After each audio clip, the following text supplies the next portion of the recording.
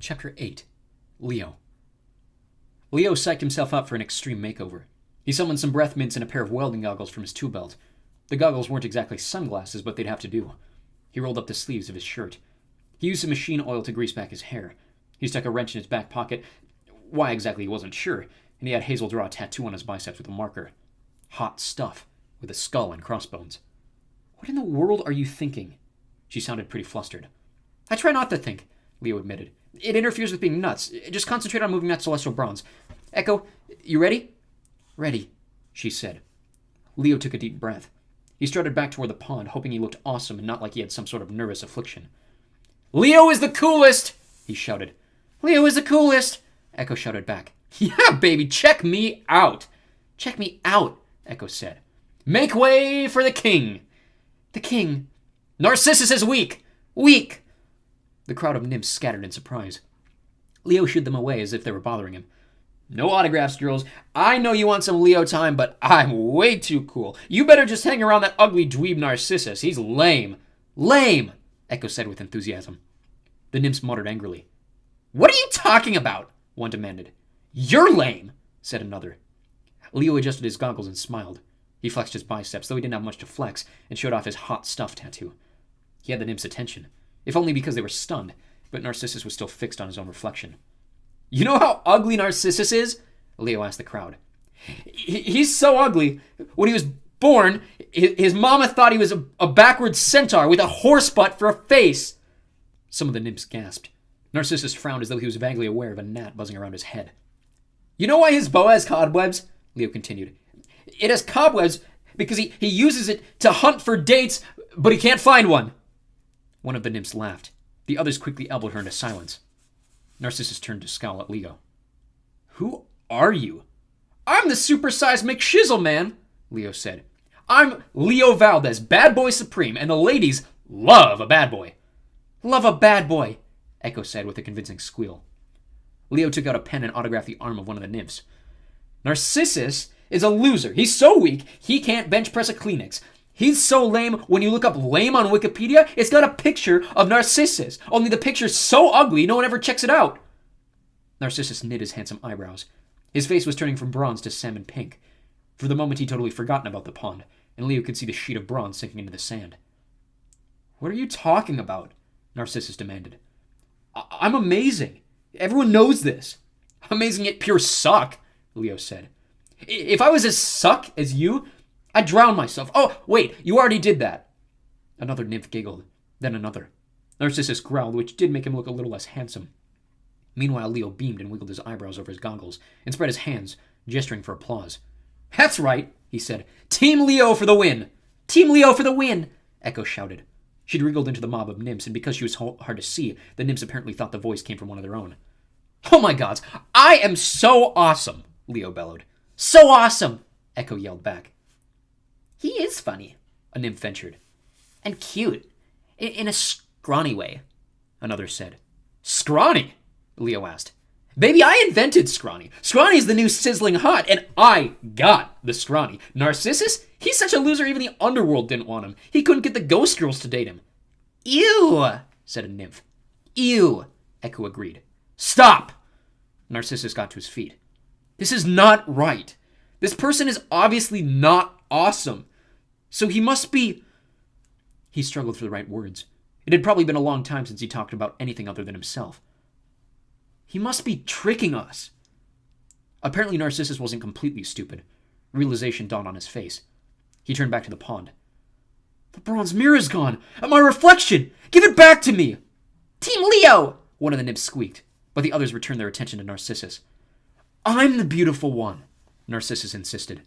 "He's stolen my mirror, and I'm going to leave unless we get it back." The girls gasped. One pointed. "There!" Hazel was at the top of the crater, running away as fast as she could while lugging a large sheet of bronze. "Get it back!" cried a nymph. Probably against her will, Echo muttered, "Get it back!" "Yes!" Narcissus unslung his bow and grabbed an arrow from his dusty quiver. "The first one who gets the bronze, I will like you almost as much as I like me. I might even kiss you, right after I kiss my reflection." "Oh my gods!" the nymph screamed.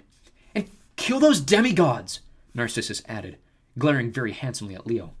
They're not as cool as me. Leo could run pretty fast when someone was trying to kill him. Sadly, he'd had a lot of practice. He overtook Hazel, which was easy, since she was struggling with 50 pounds of celestial bronze. He took one side of the metal plate and glanced back. Narcissus was knocking an arrow, but it was so old and brittle it broke into splinters. Ow! He yelled very attractively. My manicure! Normally nymphs were quick, at least the ones at Camp Half-Blood were, but these were burdened with posters and t-shirts and other Narcissus trademark merchandise. The nymphs also weren't great at working as a team. They kept stumbling over one another, pushing and shoving. Echo made things worse by running among them, tripping and tackling as many as she could. Still, they were closing rapidly. Call Arion! Leo gasped. Already did, Hazel said. They ran for the beach. They made it to the edge of the water and could see the Argo too, but there was no way to get there. It was far too much of a swim, even if they hadn't been toting bronze. Leo turned. The mob was coming over the dunes, Narcissus in the lead, holding his bow like a bandmajor's baton. The nymphs had conjured assorted weapons. Some held rocks. Some had wooden clubs wreathed in flowers. A few of the water nymphs had squirt guns, which seemed not quite as terrifying, but the look in their eyes was still murderous. Oh man, Leo muttered, summoning fire in his free hand. Straight up fighting is my thing. Hold the celestial bronze. Hazel drew her sword. Get behind me! Get behind me! Echo repeated. The camouflage girl was racing ahead of the mob now. She stopped in front of Leo and turned, spreading her arms as if she meant to personally shield him. Echo? Leo could hardly talk with a lump in his throat. You're one brave nymph. Brave nymph? Her tone made it a question. I'm proud to have you on Team Leo, he said. If we survive this, you should forget Narcissus. Forget Narcissus, she said uncertainly. You're way too good for him. The nymphs surrounded them in a semicircle. Trickery, Narcissus said. They don't love me, girls. We all love me, don't we? Yes! The girls screamed, except for one confused nymph in a yellow dress who squeaked, Team Leo. Kill them, Narcissus ordered. The nymphs surged forward, but the sand in front of them exploded. Arion raced out of nowhere, circling the mob so quickly he created a sandstorm, showering the nymphs in white lime, spraying their eyes. I love this horse, Leo said. The nymphs collapsed, coughing and gagging. Narcissus stumbled around blindly, swinging his bow like he was trying to hit a piñata. Hazel climbed into the saddle, hoisted up the bronze, and then offered Leo a hand. We can't leave Echo, Leo said. Leave Echo, the nymph repeated. She smiled, and for the first time Leo could see clearly her face. She really was pretty. Her eyes were bluer than he'd realized. How'd he miss that? Why? Leo asked. You don't think you can still save Narcissus? Save Narcissus, she said confidently. And even though it was only an echo, Leo could tell that she meant it.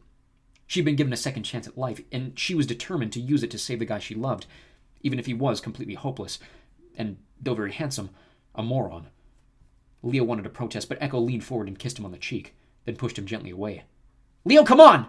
Hazel called. The other nymphs were starting to recover. They wiped the lime out of their eyes, which were now glowing green with anger. Leo looked for Echo again, but she had dissolved into the scenery.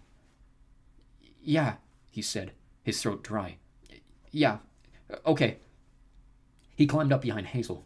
Arion took off across the water, the nymphs screaming behind them, and Narcissus shouting, Bring me back! Bring me back! As Arion raced toward the Argo too, Leo remembered what Nemesis had said about Echo and Narcissus. Perhaps they'll teach you a lesson. Leo had thought she'd meant Narcissus, but now he wondered if the real lesson was for him, an Echo. Invisible to her brethren, cursed to love someone who didn't care for her.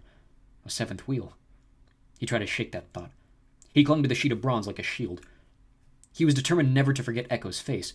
She deserved at least one person who saw her and knew how good she was. Leo closed his eyes, but the memory of her smile was already fading.